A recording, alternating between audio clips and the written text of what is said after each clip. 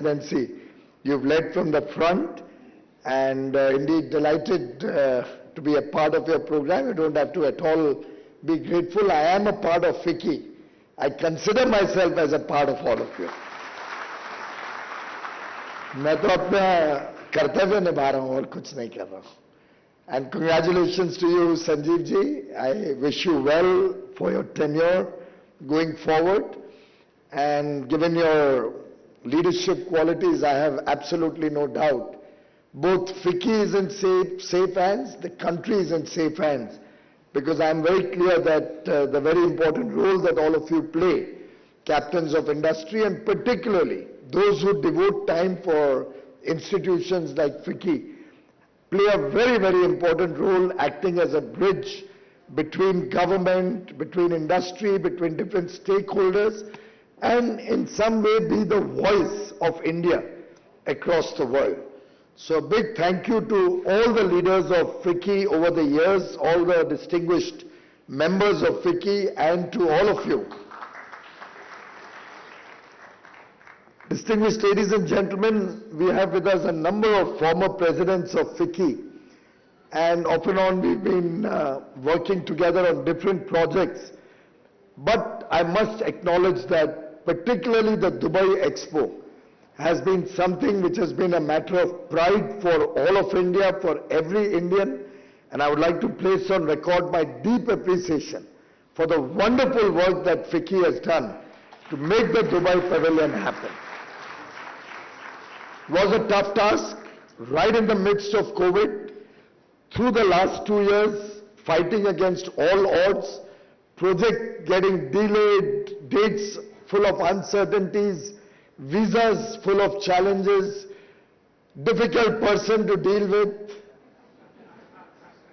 But with all of those difficulties, I think we've come up with one of the best pavilions at the Dubai Expo 2020.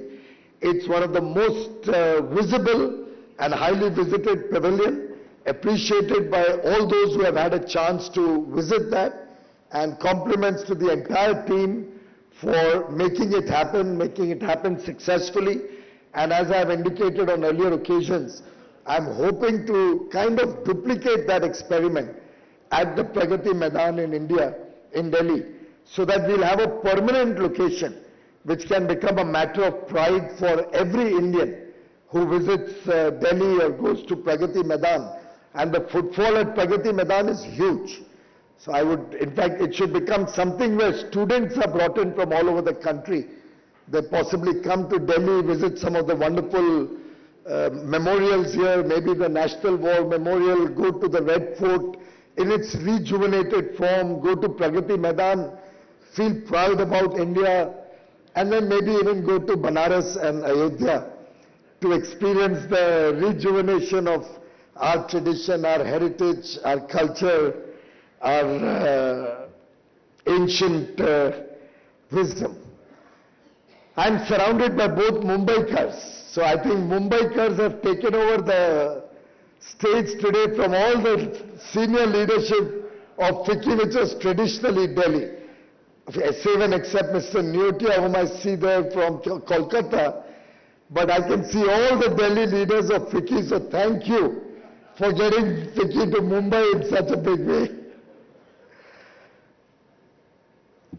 Friends, lots can be said about what's happening, what can be done, what should be done. We are all very happy that all of industry is doing reasonably well. We still have a few sectors under stress where we'll work together to get them back into action. We have concerns around some sectors related to COVID which do need to come up and be supported in the coming days. But broadly, industry has really redeemed itself very well. And even the figures that were being mentioned, of course, 400 billion looks to be a reality this year, which is almost a 40% growth over last year. We'll have services exports also showing a 40% growth. But the important lesson from this year for our international engagement has been that if we really make up our mind, if all of us put our heads together, if government and industry works in tandem, gets all our missions also on board, we start talking your language, walking the talk with you, things can be done. And therefore, I do believe that what Udayji just mentioned about aspiring for $1 trillion of services and merchandise each by 2030 or so is possible. Let's not start calculating the numbers and the percentages. And I can assure you that Prime Minister Modi's government has never looked at incremental improvements or incremental growth. In every project that we've taken up, we've looked at saturating every possibility. So whether it was taking toilets or cleanliness across the country, we saturated it to every home. Whether it was giving cooking gas connections, we saturated every home in the country. Whether it's electricity, everybody should get it. Healthcare has been taken up on a mission mode, 50 crore Indians getting free healthcare. Idea is how can we make it that every Indian gets healthcare facilities in an organized manner through technological support. And the list goes on and on. When we're looking at compliances, we felt we've done a great job, 22,000 compliances either reduced or totally eliminated in less than a year. Prime Minister was not happy. He said, this is just the beginning. Now let's go for some more. And he's put all of us back at the drawing board to look at what more can be done.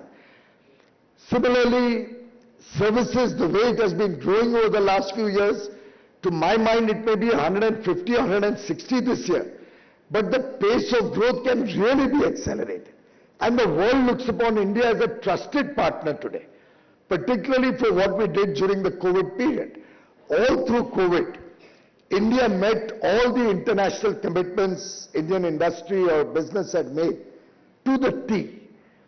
And the world today realizes that they can bank on you. They can surely have the confidence that if they give a contract to an Indian company, it will be met.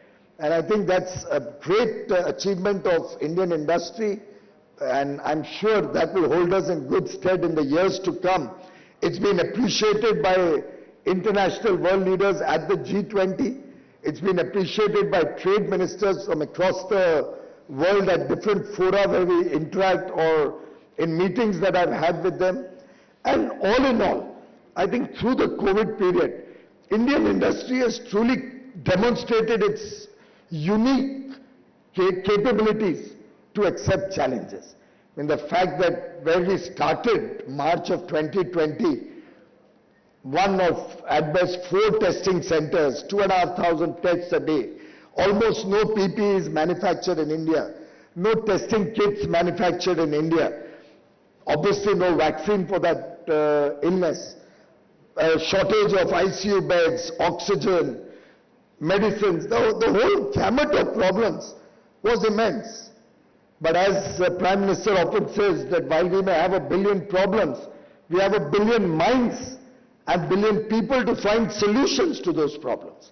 And that is what India demonstrated during COVID.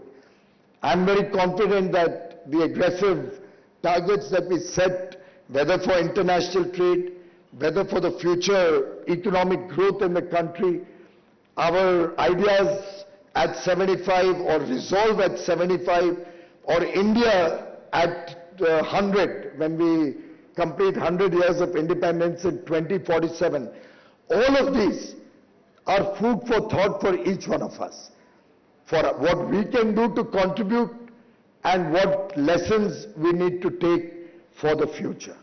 And clearly, the kind of governance model that we are trying to propagate, that we are trying to promote in the country, focused on the highest level of integrity, focused on minimum government, maximum governance, focused on making life easy for our common citizens, making businesses easy to work in. The fact that the government is willing to listen to new ideas, engage with industry at every level, and work truly as an enabler, as a facilitator, as a partner with all of you. I am sure that the country has good times ahead of us. India 2047 should be a transformative change from our current thinking. We have to set very, very aggressive and accelerated goals, just like we do for different social projects. I think business and industry will also have to look at extremely large targets and big confidence into the future. And in that, the youth of India are startups. Many of your children are also engaged with startups. They've done us proud. And I think we'll soon have Falguni Nair here, if I'm not mistaken. You just had Falguni. I mean, it's remarkable, the success story for a lady who starts at 50 almost. Right? We usually associate this with youth and youthful energy and youthful enthusiasm. Believe me, all of us have an opportunity, and I think she epitomizes the strength of the Indian entrepreneur and the Indian entrepreneurial ability. And we are very proud of her achievements. We believe all of us can start looking at these big picture ideas, big picture opportunities. The world is looking at us. We should not fail Indians, India and the world. And to my mind, on our part, we are trying our best to get things organized in a way that more opportunities open up for you. At the industry ministry, there's significant engagement. They just spoke about the scale committee, which ultimately resulted in several steps being taken, both in policy and the PLI schemes that came out finally for many sectors. The large package for promoting semiconductor industry in India announced on Wednesday, 76,000 crores, in addition to whatever was already approved earlier, nearly 200,000 crores. So all in all, we're looking at about $40 billion being given out to industry to help promote new industry. And the Commerce Ministry working at a time on almost 6 FTAs, and maybe 1 or 2 more may get added in the next few days. We are looking at getting opportunities for our Indian industry, Indian business, and I have no doubt that all of these will give us a huge leg up, both in international trade, will give us a big leg up in India, because with economies of scale, when we produce to larger levels, we'll be able to bring down the costs and improve the quality of our products sold within the country also. And between commerce and industry, the coordination or collaboration today is so immense. In fact, tomorrow I will be in Mumbai engaging with exporters and Indian retail industry to examine what are the benefits the UAE FTA can give us. Along with that, we are looking at other engagements with the UAE, which will be announced shortly, but we're still working to see whether we can have something like a large India Mart in Dubai, where huge number of stores can come up to display Indian products, huge amount of warehousing can be picked up at affordable prices, and that can become a base to spread our wings all across Africa, Middle East and other parts of the world. So we're looking at new ideas along with the FTA with UAE. We are also simultaneously in discussion with Australia at an advanced stage. UK will launch possibly next month. Canada we may launch by about March or April or thereabouts. The EU has already been launched. We'll start getting down onto the drawing board now. We've launched with Israel. So a lot of things happening. Now all the GCC countries have approached us to start negotiations on behalf of the entire GCC grouping. Opportunities will come in a big way. We will have to be more ambitious. We will have to look at grasping these opportunities. Since I'm also looking after textiles, I would urge friends who are from that sector to look at textiles in a big way. There's a huge market opportunity out there. $1 trillion opportunity waiting for us in the world market. We've just not touched the tip of the iceberg. Technical textiles, man-made fibers, The potential is tremendous. Almost two-thirds of that market is in those sectors.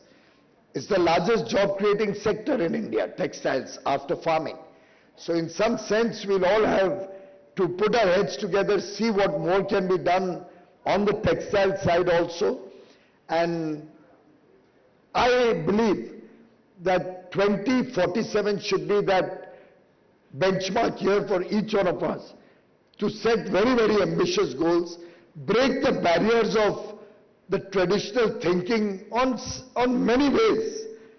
It's something which can only be done when we all come down together and decide that we are not going to be restricted in our imagination by the past. Let's unshackle from the past, go forward with great confidence, and the world is our stage, and the world is waiting for each one of you.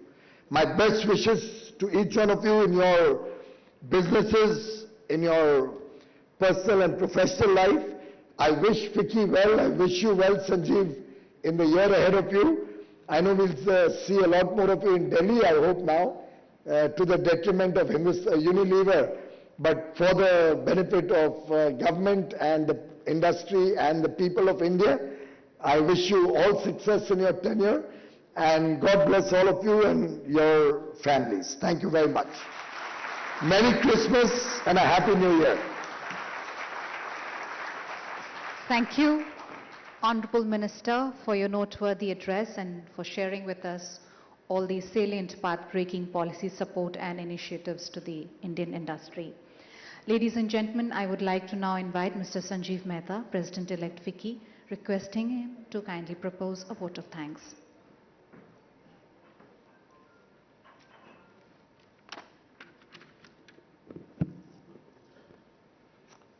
Shri Piyush Goyal ji, Honorable Minister of Commerce and Industry, Consumers Affairs, Food and Public Distribution and Textiles, Government of India, Shri Uday Shankar, ladies and gentlemen, good afternoon and namaskar once again. I think Uday was absolutely right. This AGM would not have been complete if Shri Piyush Goyal ji had not graced the